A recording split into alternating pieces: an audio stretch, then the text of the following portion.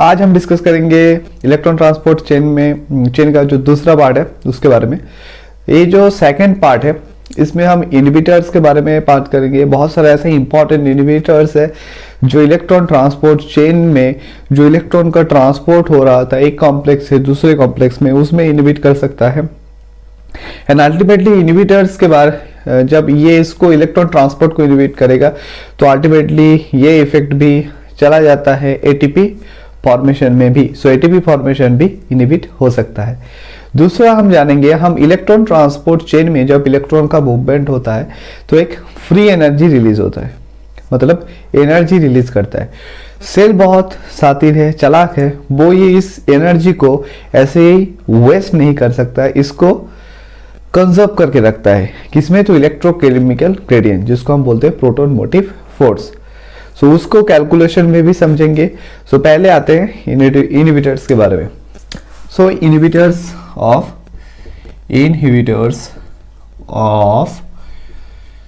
Etc electron transport chain.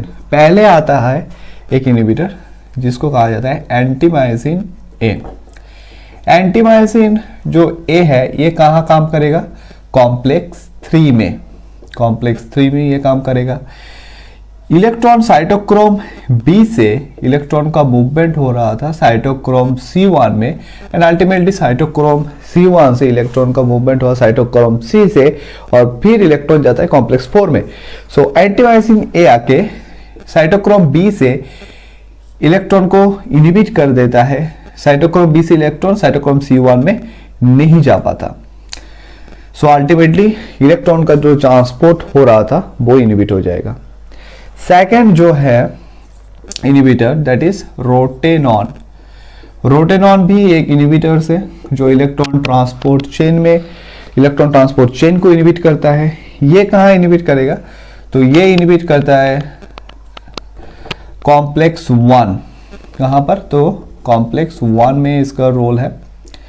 और कहाँ पर? जब एफईएस से इलेक्ट्रॉन का ट्रांसपोर्ट हो रहा था यूबिक्विनोन में, तब जाके रोटेनॉन आके यहाँ पर इनहिबिट करेगा। मतलब एफईएस सेंटर से कॉम्प्लेक्स 1 का एफईएस सेंटर से इलेक्ट्रॉन नहीं जा पाता यूबिक्विनोन में। अगर यूबिक्विनोन में नहीं जा पाता तो कॉम्प्लेक्स 3 में भी नहीं पहुंचेगा, तो इलेक्ट्रॉन ट्रांसपोर्ट चेन रुक सकता है। नेक्स्ट आता है वैलिनोमाइसिन। वैलिनोमाइसिन बेसिकली एक आयनोफोर इसको कह सकते हैं। वैलिनोमाइसिन को एक आयनोफोर, ये बेसिकली अनकपल कर सकता है, अनकपल कर सकता है ऑक्सीडेटिव फॉस्फोराइलेशन प्रोसेस को। मतलब ऑक्सीडेटिव फॉस्फोराइलेशन एक प्रोसेस है जहां पर सबस्ट्रेट का ऑक्सीडेशन होता है, इलेक्ट्रॉन को कॉम्प्लेक्स के थ्रू ट्रांसपोर्ट किया जाता है, वो है ऑक्सीडेटिव। और फॉस्फोराइलेशन अभी हम नहीं देखे हैं। फॉस्फोराइलेशन में बूस H+ को काम में लाके एटीपी का फॉर्मेशन किया जाता है। तो दोनों प्रोसेस को अगर हम अलग कर देते हैं, कोई भी सब्सटेंस अगर दोनों प्रोसेस को अनकपल, हस्बेंड को अनकपल कर देता है तो वो इसको एक अनकपलर भी कह सकते हैं। अनकपलर बेसिकली ये एक आयनोफोर है। अनकपल भी ये कर सकता है ऑक्सीडेटिव फॉस्फोराइलेशन को। ये क्या करेगा? ये सपोज ये इनर मेम्ब्रेन है, यहाँ पर इंटर मेम्ब्रेन स्पेस है और यहाँ पर मैट्रिक्स। ये क्या करता है? K+ है। K+ बेसिकली जो मेम्ब्रेन के थ्रू K+ का जो मूवमेंट होता है वो बहुत स्लो होता है। एकदम ऐसा नहीं जो K+ का मूवमेंट नहीं होता है, K+ का मूवमेंट बहुत ही स्लो होता है। पर जब वैलिनोमाइसिन K+ के साथ आगे बाइंड करेगा तो जो इसका जो मूवमेंट है बहुत रैपिड हो जाएगा। तो इसके साथ आके वैलिनोमाइसिन बाइंड किया, फिर इसको K+ को लेके कहाँ चला गया? मैट्रिक्स में। मैट्रिक्स में जाने पर K+ को छोड़ देगा। अगर ये K+ को छोड़ देगा फिर जो वैलिनोमाइसिन है ये वापस चला जा सकता है, रिसाइकल हो सकता है। तो मेन है जो K+ बाहर से इंटरमेम्ब्रेन स्पेस से K+ को मैट्रिक्स में ला दिया। तो K+ का मूवमेंट हुआ तो क्या हुआ? K+ का अगर मूवमेंट हो जाएगा जो इलेक्ट्रोकेमिकल ग्रेडियंट तैयार हुआ था, जो H+ का कॉन्सेंट्रेशन का डिफरेंस तैयार हुआ था, वो डिसरप्ट हो जाएगा, वो नष्ट हो जाएगा, एंड अल्टीमेटली एटीपी फॉर्मेशन नहीं हो सकता। एटीपी सिंथेसिस जो है, एटीपी का जो सिंथेसिस था वो स्लो हो जाएगा एंड अल्टीमेटली स्टॉप भी हो सकता है। सो ये हो गया वैलिनोमाइसिन। फिर आते हैं हम वैलिनोमाइसिन के बाद नेक्स्ट है साइनाइड। साइनाइड भी एक इनहिबिटर्स है जो साइटोक्रोम ऑक्सीडेज को इनहिबिट कर सकता है, मतलब electron transport through cytochrome oxidase में ये इनहिबिट करेगा, जो है साइनाइड। फिर आते हैं ओलिगोमाइसिन। ओलिगोमाइसिन के बारे में हम देख रहे हैं, पर अभी हम F0 F1 कंपोनेंट के बारे में नहीं पढ़े, फिर भी थोड़ा स्मॉल से समझ लिए। ये हो गया F0 कंपोनेंट और यहाँ पर है F1। सो बेसिकली ये क्या करेगा, ओलिगोमाइसिन मतलब ये है एटीपी सिंथेज। एटीपी सिंथेज क्या करेगा, एटीपी का फॉर्मेशन करवाता है यहाँ पर। सो H+ को लेके फिर एडीपी एंड पीआई से एटीपी का फॉर्मेशन होगा। बेसिकली 4H+ लगता है, सो एक एटीपी का फॉर्मेशन होगा। तो ओलिगोमाइसिन जाके F0 कंपोनेंट को अगर इनहिबिट कर देता है, सो F0 कंपोनेंट का इनहिबिट कर देगा तो एटीपी जो फॉर्मेशन हो रहा था वो नहीं हो पाएगा। तो ये हम बाद में भी ओलिगोमाइसिन का जो रोल के बारे में देखेंगे, वो इनहिबिट कर रहा है एटीपी सिंथेसिस में। नेक्स्ट इनहिबिटर्स जो है वैलिनोमाइसिन के बाद DNP डाइनाइट्रोफेनॉल। DNP डाइनाइट्रोफेनॉल। ये डाइनाइट्रोफेनॉल क्या है, तो डाइनाइट्रोफेनॉल एक अनकपलर है। सो अभी हम जान चुके हैं अनकपलर का मतलब ऑक्सीडेटिव फॉस्फोराइलेशन, ऑक्सीडेटिव एंड जो फॉस्फोराइलेशन प्रोसेस है उसको अनकपल करने में जो हेल्प करता है उसको कहते हैं अनकपलर। ये क्या करेगा ये DNP। बेसिकली हम इसको स्ट्रक्चर में डिटेल नहीं देखेंगे। DNP H+ के साथ अपने अंदर घुसा लेता है DNP। सो ये हो गया मेम्ब्रेन, इंटरमेम्ब्रेन स्पेस, और ये हो गया मैट्रिक्स। ये क्या करेगा, H+ के साथ बाइंड करेगा DNP। सपोज ये DNP है, H+ के साथ बाइंड करेगा, ठीक है, H+ के साथ बाइंड करेगा। फिर H+ को लेके मैट्रिक्स में आ जाएगा, मैट्रिक्स में आगे H+ को छोड़ देगा और खुद बाहर निकल जाएगा।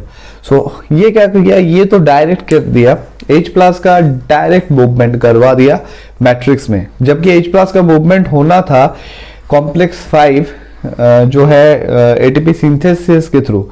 अगर H+ पहले ही मैट्रिक्स में वापस चला आया तो जो इलेक्ट्रोकेमिकल ग्रेडियंट तैयार हुआ था वो नष्ट हो जाएगा। Same like this वैलिनोमाइसिन।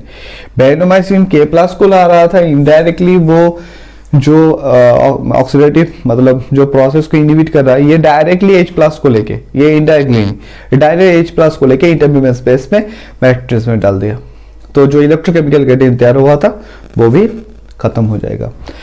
तो बेसिकली ये तो हो गया कुछ इनहिबिटर्स के बारे में जो CSIR नेट में ऑलरेडी इस इनहिबिटर्स के बारे में ऑलरेडी पूछा गया है। तो एक बहुत ही इंपॉर्टेंट से इनहिबिटर्स है। एक मॉडल क्वेश्चंस में था जो है बैक्टीरियोरोडोप्सिन के बारे में। बेसिकली बैक्टीरियोरोडोप्सिन, ये बैक्टीरियोरोडोप्सिन है क्या, बैक्टीरियोरोडोप्सिन बेसिकली है क्या, ये है एनर्जी ट्रांसड्यूसर। मतलब क्या, एनर्जी ट्रांसड्यूसर। एनर्जी ट्रांसड्यूसर मतलब एक एनर्जी को लेके दूसरा एनर्जी में ये कन्वर्ट कर सकता है। सपोज ये बैक्टीरियल मेम्ब्रेन है, कहाँ पर आ जाता है तो आर्की, ठीक है। सो अभी हम इसको मेम्ब्रेन में देख रहे हैं, यहाँ पर है बैक्टीरियोरोडोप्सिन, ठीक है, यहाँ पर हो साइटोसॉल साइटोप्लाज्म, और ये हो गया एनवायरमेंट। जब लाइट बाहर से लाइट आएगा, लाइट गिरेगा बैक्टीरियोरोडोप्सिन में, तो H+ का मूवमेंट होगा कहाँ से, साइटोप्लाज्म साइटोसॉल से एनवायरमेंट में। यहाँ पर बैठा हुआ है मेम्ब्रेन में एटीपी सिंथेस। सो H+ का कॉन्सेंट्रेशन अभी जो है बाहर बढ़ गया। सो इस H+ को लेके ADP एंड PI से क्या फॉर्मेशन करेगा, ATP। सो आया क्या, लाइट एनर्जी, तैयार हुआ क्या, केमिकल एनर्जी। बीच में किसका हेल्प लगा, रोडोप्सिन का। सो रोडोप्सिन इसलिए कहा जाता है, बैक्टीरिया जो रोडोप्सिन है एक एनर्जी ट्रांसड्यूसर के रूप में काम करता है। अभी नेक्स्ट जो पार्ट है वो आते हैं हम कैलकुलेशन के बारे में। अभी हम देखेंगे, कैलकुलेशन से समझेंगे कि कितना एनर्जी रिलीज होता है, फिर वो एनर्जी को कैसे स्टोर किया जाता है, उसके बारे में हम अभी थोड़ा बहुत डिस्कस करेंगे। सो हम जानते हैं एक formula, normally NADH plus H plus half O2 NAD plus H2O reduced हो गया H2O।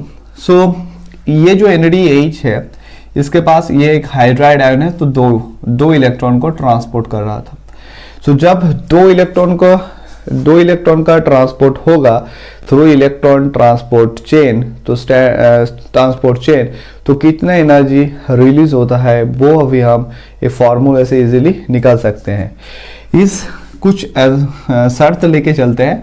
पहले जो NADH एंड NAD प्लस का जो कॉन्सेंट्रेशन है 1 मोलर, मतलब इक्वल कॉन्सेंट्रेशन हम मान के चल रहे हैं, इक्वल कॉन्सेंट्रेशन में है।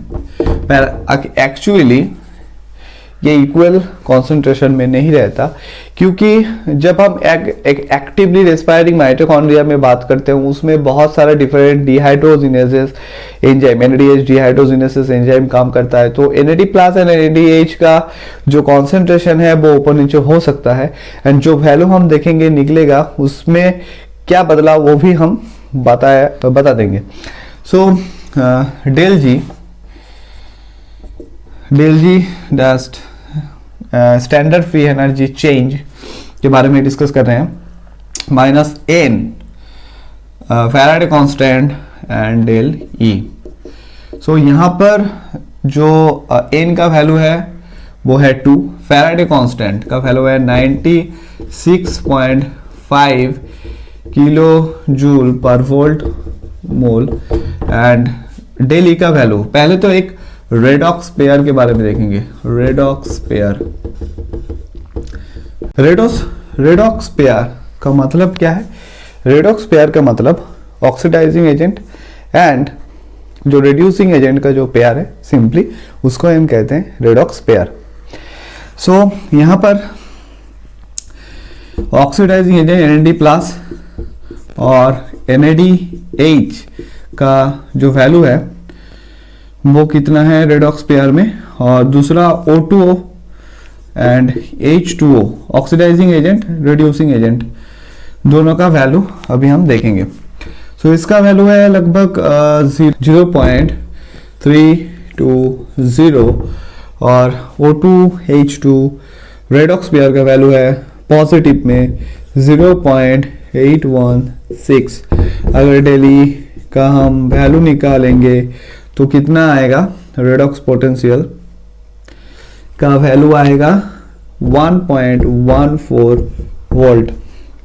वैल्यू को जस्ट अगर हम इसमें पुट कर देते हैं 2 इंटू 96.5 इंटू 1.14, तो निकल, अब करके देख लेना, -220 किलो जूल पर मोल ऑफ NADH। मतलब एक day NADH plus NADH plus से दो इलेक्ट्रॉन का जब मूवमेंट होगा थ्रू इलेक्ट्रॉन ट्रांसपोर्ट चेन, तो कितना स्टैंडर्ड फ्री एनर्जी चेंज का वैल्यू कितना आएगा? -220 किलो जूल पर मोल। मतलब इतना एनर्जी रिलीज होता है, पर सेल को ये एनर्जी को वेस्ट नहीं करने देना है। तो सेल क्या करेगा? इसको स्टोर करके रखेगा। अभी ये जो माइनस का नेगेटिव वैल्यू है हम ऑलरेडी देख चुके हैं एक एक्टिवली रेस्पायरिंग माइटोकॉन्ड्रिया में, जो NADH और NAD प्लस का जो कॉन्सेंट्रेशन है वो इक्वल नहीं रहता, तो ये वैल्यू मोर नेगेटिव हो सकता है, मोर नेगेटिव भी हो सकता है। ये जो वैल्यू निकाल के आया -220, इसको याद रखना, ये मोर नेगेटिव भी हो सकता है। अगर सक्सिनेट काम करेगा, अगर सबस्ट्रेट के जैसे सक्सिनेट से जब फ्यूमारेट होगा तो वहां पर भी कितना एनर्जी ले? -150 किलो जूल पर मोल, क्योंकि वहां पर जो रेडॉक्स पेयर, तो फ्यूमारेट एंड सक्सिनेट जो है, अगर इसका हम रेडॉक्स पेयर का अगर रिडक्शन पोटेंशियल का वैल्यू डेल ई का वैल्यू अगर ई का वैल्यू अगर देखेंगे तो 0.031 वोल्ट ऐसा, तो आप कैलकुलेट करके देख लेना, वैल्यू लगभग -150 किलो जूल पर मोल आएगा। सो यहाँ तक तो हो गया एनर्जी को रिलीज करना। अभी इस जो एनर्जी हो इसको हमें स्टोर भी करना है। तो कैसे हम स्टोर करेंगे? स्टोर करने के लिए हमें इलेक्ट्रोकेमिकल क्या जनरेट करना पड़ता है? Proton motive force. Proton motive force है क्या? प्रोटॉन मोटिव फोर्स मतलब जो इलेक्ट्रोकेमिकल ग्रेडियंट जब H+ का मूवमेंट होगा तो एक तो गया इलेक्ट्रिकल, मतलब बाहर H+ का कॉन्सेंट्रेशन ज्यादा है तो pH का एक डिफरेंस आता है, वो तो हो गया केमिकल ग्रेडियंट। और दूसरा हो गया इलेक्ट्रिकल ग्रेडियंट, जब H+ का जब बाहर इंटरमेम्ब्रेन स्पेस में पॉजिटिव का वैल्यू ज्यादा होगा तो एक ग्रेडियंट, एक मतलब चार्ज का ग्रेडियंट तैयार होगा, उसको इलेक्ट्रिकल ग्रेडियंट। सो इसलिए इलेक्ट्रोकेमिकल ग्रेडियंट कहा जाता है। इस इलेक्ट्रोकेमिकल ग्रेडियंट में जो जितना एनर्जी को स्टोर करके रखा जाता है उसको हम कहते हैं प्रोटॉन मोटिव फोर्स। सो प्रोटॉन मोटिव फोर्स का दो पार्ट है, एक हो गया chemical potential energy, chemical potential energy. ये केमिकल पोटेंशियल एनर्जी किस लिए? क्योंकि जब H+ का मूवमेंट होगा मैट्रिक्स से इंटरमेम्ब्रेन स्पेस में, H+ ज्यादा कहाँ रहेगा? इंटरमेम्ब्रेन स्पेस में, एसिडिक एनवायरनमेंट ज्यादा होगा तो एक केमिकल ग्रेडियंट तैयार होता है, इसकी वजह से जो एनर्जी स्टोर होता है केमिकल पोटेंशियल एनर्जी। और दूसरा हो गया इलेक्ट्रिकल पोटेंशियल एनर्जी, क्योंकि जब H+ का मूवमेंट होगा सो इंटरमेम्ब्रेन स्पेस में पॉजिटिव वैल्यू ज़्यादा रहेगा और मैट्रिक्स कंपैरेटिवली नेगेटिव, तो इसलिए इसकी वजह से जो एनर्जी स्टोर होता है जिसको हम इलेक्ट्रिक पोटेंशियल एनर्जी कहते हैं। अभी हम जो फॉर्मूला देखेंगे वो है डेल जी, फ्री एनर्जी है del G RT ln C2 by C1 Z absolute value of the electrical charge Faraday constant. उसके बाद आता है क्या?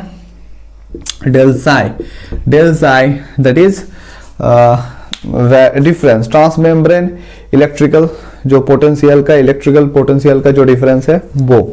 तो अभी हम ये जो वैल्यू है इसको थोड़ा सा शॉर्ट में कन्वर्ट करेंगे eight 25 degree Celsius.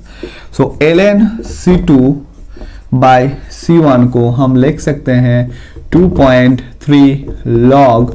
C2 and C1 क्या है? बेसिकली H+ का कॉन्सेंट्रेशन है मैट्रिक्स एंड इंटरमेम्ब्रेन स्पेस में। So log H+P minus log H+N। अगर इसको हम देखेंगे लॉग 2.3 माइनस लॉग H+N का मतलब क्या? Log pH is equal to minus log H+। So pH minus pH N का मतलब negative that is matrix, P का मतलब positive that is intermembrane space. So इसको हम लिख सकते हैं 2.3 डेल pH, 2.3 डेल pH। तो अभी हम ये जो वैल्यू है इसमें जस्ट पुट करेंगे। So del G 2.3 RT del pH plus Z का वैल्यू कितना होगा? एक प्रोटॉन के लिए अब हम देख रहे हैं, एक प्रोटॉन के लिए इसका, इसलिए Z का जो वैल्यू है वो 1 रहेगा। अगर 10 प्रोटॉन के लिए देखते हैं Z is equal to absolute value of electrical charge. So absolute value एक प्रोटॉन के लिए कितना होगा? इलेक्ट्रिकल चार्ज 1, 10 प्रोटॉन के लिए 10, एक प्रोटॉन के लिए देख रहे हैं इसलिए 1, 96.5 that is Faraday constant value. And जो डेल साई का वैल्यू है वो है 0.5 से 0.20 तक हो सकता है, 0.5 से 0.15 से 0.20 तक हो सकता है। हम यहाँ पर इतना वोल्ट हो सकता है, हम यहाँ पर लेके चलते हैं 0.15 वोल्ट। अगर इसको देखेंगे तो 5.70 किलो जूल पर मोल में भी। एंड जो डेल पीएच का वैल्यू है याद रखना, वैल्यू कितना आएगा 0.75, क्योंकि इंटरमेम्ब्रेन स्पेस ज़्यादा एसिडिक रहता है, मतलब मैट्रिक्स से 0.75 यूनिट ज़्यादा एसिडिक है, एंड सो डिफरेंस है 0.75, और नहीं ये तो हो गया 96.5 इंटू 0.15। इसको अगर कैलकुलेट करोगे तो -19 किलो जूल पर मोल H प्लस। अगर 10 प्रोटॉन को हम लेते हैं तो कितना आएगा, लगभग 200 किलो जूल इतना आएगा, अगर 10 प्रोटॉन को हम मैट्रिक्स से इंटरमेम्ब्रेन स्पेस में भेजेंगे। तो लगभग इलेक्ट्रॉन ट्रांसपोर्ट के दौरान अगर 2 इलेक्ट्रॉन का ट्रांसपोर्ट हो रहा था, -220 किलो जूल एनर्जी रिलीज हो रहा था। उस एनर्जी को काम में लाके 10 प्रोटॉन का मूवमेंट होगा मैट्रिक्स से इंटरमेम्ब्रेन स्पेस में। सो ज़्यादातर एनर्जी कंजर्व किया गया है इलेक्ट्रोकेमिकल ग्रेडियंट में, बाद में उसको काम में लाके एटीपी का फॉर्मेशन किया जाएगा। तो बेसिकली यही प्रोसेस है। और अगर इससे रिलेटेड कुछ क्वेश्चंस हो तो कमेंट सेक्शन में ज़रूर बताएं और दोस्तों के साथ ज़रूर शेयर कीजिए। Thank you.